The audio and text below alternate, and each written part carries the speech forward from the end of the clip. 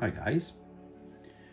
You might have seen last week when I was putting this together to the point of the black that you can see here, that I actually used a textured paint on the road surface here, or the yard surface, and I decided quite quickly actually that that just wasn't textured enough because it's very, very fine, which works great for platforms and things, or pavements, but not for rough yard. So actually I'm now starting to apply a little bit of glue, and I'm going to sprinkle on my own more textured stuff on top of it. Whilst I, oh, where is it? There we go. Right, what I'm going to use is tile grout. A tile grout you might have seen other people use as well. Comes in, I think, grey and beige. And how I'm going to apply it is thus. I don't know if that's how you use thus correctly. Got it in a little sieve, and I'm going to sieve her on. Okay. This is going to be the first step to this. There's going to be many, or maybe two, or three, I don't know. Again, winging it a little bit. But what I want to do is cover everything with this. And I'll probably, whilst I'm looking at it now, nice, very nice, do the platform surfaces as well, because I think that's going to be a good job for that. So I'll do that as well now, without you looking. So I sprayed the tile grout with IPA just to see if I can start to get it to set without me blowing on it, because I might sneeze or something. Right, I'm just adding a little bit of slate dust as well to really start roughing it up. And this is where it's going to merge into like ballast or grassy banks behind. So this is slate dust, and it's going on to the tile grout, which I sprayed with IPA, which is why it's looking wet, and it'll start setting, which means it'll be stuck there forever. Bit on the platform? Yeah.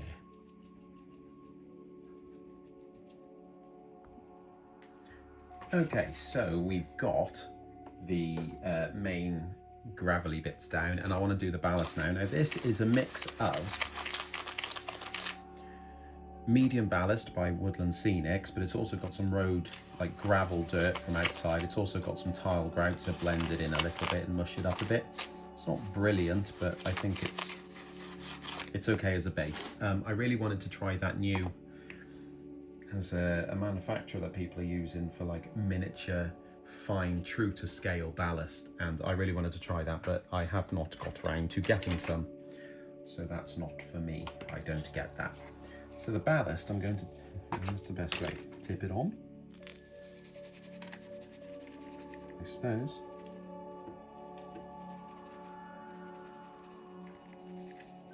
And then I use a paintbrush that's got a fairly decent end and brush it in between the sleepers. You don't want to put too much down straight away because it's going to be difficult to lift it up again. But you can see hopefully how, because it's not just ballast, it's a mix of dirt and things as well, it already looks aged, and I haven't even started the actual painting process yet. Yeah, I like that. Also makes the, you see how the track itself suddenly starts to look more fitting, as opposed to when it was painted and weathered but nothing else around it. It looks a little bit odd. So everything starts to come together quite quickly. Okay, so that's all the ballast down, and I need to set that, and that's going to be slightly different to the other the dirt and things like that. Not really sure why at this point. Actually, I probably could do it all exactly the same, but here we are. This time, whilst I'm going to be spraying it with IPA to break the water tension, or the surface tension I should say, because we want that glue to soak down into it and not just sit on the surface, I use Ballast Bond with a shake. And as you'll see, this is basically a fancy version of the stuff you can make yourself. And hopefully as you can see, it will soak down straight through the ballast mix and start to set it rock solid from the inside and not just on the surface, because then that's when you get problems with things breaking off, and I don't want that. I want permanence. Okay, so I'm just coming along now. I have given the track a couple of days to dry, so this is rock hard, and I'm using weathering powders to weather the rails up now, just because when rails rust, it does leak onto the ballast and sleepers around it. So this is why I left it till this stage to finish it off, because if I did it before the ballast, obviously the ballast would be clean and it would look really weird. So I'm doing it now. If you haven't used powders, it's quite nice because it gives this nice faded look, and these are a little bit bright for what I was looking for, but I think once I've got like weathering washes and things on the track and the ballast, it will tone it down quite a lot. So I think for now it looks bright, but I think once it's all done, I think it'll be just about right. Well, it better be, because I can't do it again. So there we go. In preparation for the grasses and things to go on, I'm going to airbrush a base colour for earth underneath it. And this will help blend in a little bit into the driveway and things like that, because I don't want just like a stark switch over between the two. This is going to have a very like overgrown look, so you know, mud and things will get on to the drive, and again, it doesn't matter if I get a little bit, you know, I can spray a bit on the drive. I'm not really bothered about that. It sort of brings in that dirty look as well. The airbrush is really good just because not only is it quick, but it's, you know, you get this nice feathered look along the side, which is what I was looking for. So I'll go around the rest, do over here as well. I don't know if you can see that camera. In this bottom corner, it's going to be like a little bit of bank, grassy bank, so that'll have the same treatment. I'll probably go over the platforms and stuff just to give it a bit more grimy look as well, because it is all looking still a little bit too clean for my liking. So this will be the first step to stop that happening. I'm also going to waz on a little bit of black, just where things are going to be sitting, like the tankers and the 08. I don't want to put too much on, because I'm looking for more of a grassy overgrown look as opposed to a hard used look. So there's not a huge amount of black to go on. Maybe like some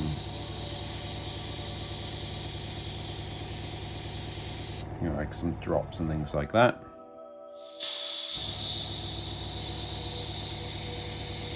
And again, this is why the airbrush is a really good tool if you don't have one, because it makes this sort of thing a lot more pleasant.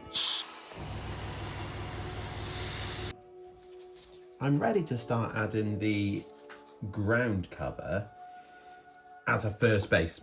There's going to be a few different levels of this,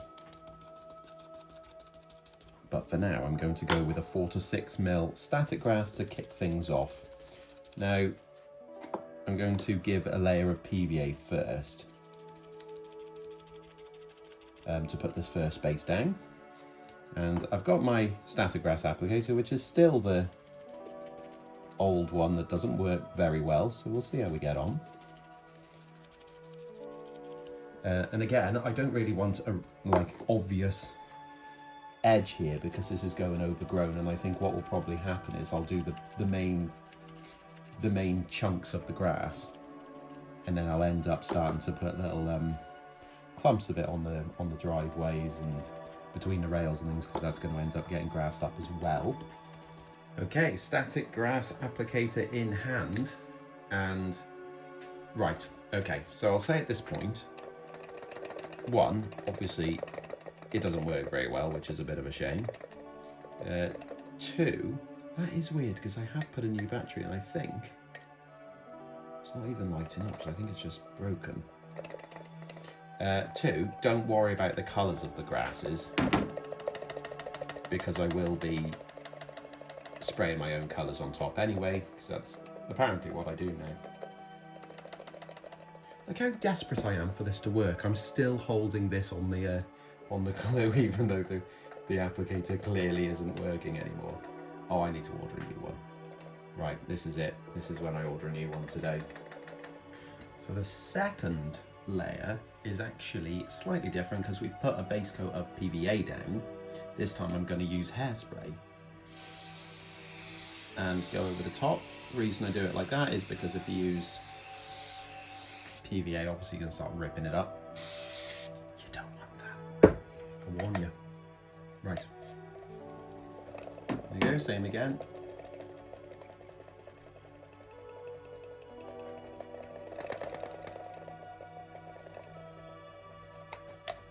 Good. That's a good start.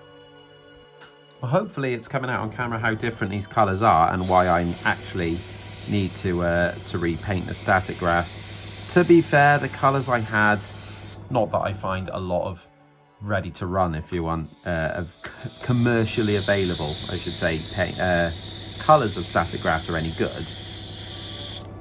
I like to paint them all. But this stuff is real cheap. This was from, I think, Temu or something like that. So it's good for the fibres, but not good for the colour. So I'm going to go over with a brown to neutralise it for the scene, and then I'll go over again with some sort of green, I think, because I do actually want to bring a bit of colour back into this. Okay, so I've given the brown a couple of hours to dry. It doesn't need very long because it is acrylic, so it dries super quick. It's probably quicker. It's probably dry after about 5 minutes, so that's not too much of a problem. I'm going to go in with the green now, and you should be able to see how quickly this starts to bring life back into the grass, but also uniform all the colours. I don't know if that sentence scans actually, but you know what I'm saying. You should. Hang on. It's quite an old paint, this one, so it dries in the airbrush gets clogged quickly.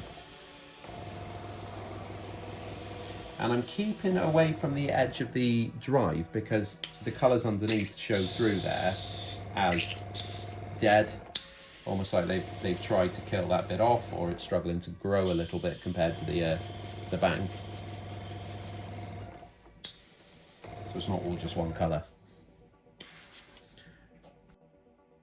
I think it's time I start putting some heavier foliage on, and I'm going to be using the same techniques as I do on all my layouts, which is polyfiber. The reason I do this is just because it's quite versatile in that you can stretch it out or clump it or whatever. It's pretty cheap for a bag of it, which goes quite far, and also it can be painted, and it's quite quick to run along a layout to put it on like this. I'm sure there's more points, but I have noticed people started to use it more now. I don't know if that's an effect of me showing it, probably not, or at least for probably about 7,000 of you, which are sort of subscribers. Could be a higher number, that, couldn't it? But you know, if you're watching this and haven't subscribed, then I suppose you've got your reasons, and I can't argue that. I'd like to know them though. And now I've given these the polyfiber a coat of brown. Now it's only very light, and all it's doing is just trying to differentiate this from the grasses below as, you know, woody sort of rubbishy bits. It doesn't look great like this, but as soon as you start getting leaves on, I think it looks all right. So, bit of hairspray. A lot of this I didn't mention before, but a lot of this Scenics is going on with hairspray at this point. Cheap and cheerful hairspray. I think this was £1.50 for this. From the pound shop, or the £1.50 shop, I suppose you'd say, for that. There we go. Right, so this is the first colour. Now this is a, well, this is knock, but I don't know what colour they call it. They call it Laub, if that's what the colour is. I've had these for years, and I do like the stuff. I mean, my other leaves that you'll see in a minute are green stuff willed, which are lovely, but these are almost soft, you know, like papery. So they're quite nice to touch if you like to touch things, which I do. So there we go.